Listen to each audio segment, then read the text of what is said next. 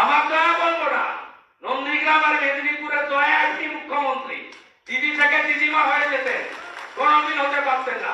আর একটা ভদ্রলোক ছিল বুদ্ধদেব ভট্টাচার্য, আমাদের রাস্তায় নামতে দেয় না, ৭৪ বার আমাকে হাইকোর্টে গিয়ে কর্মসূচি করতে হয়েছে। আর ১৬ দিন ধরে সিঙ্গুরের রাস্তা বন্ধ করে রেখেছিল বুদ্ধবাবু, এর জন্য দায়ী। জ্যোতিবাবু থাকলে মুখি ধরে তুলে নিয়ে এসে ফেলে দিয়েছে, টাকাও পালাতো না।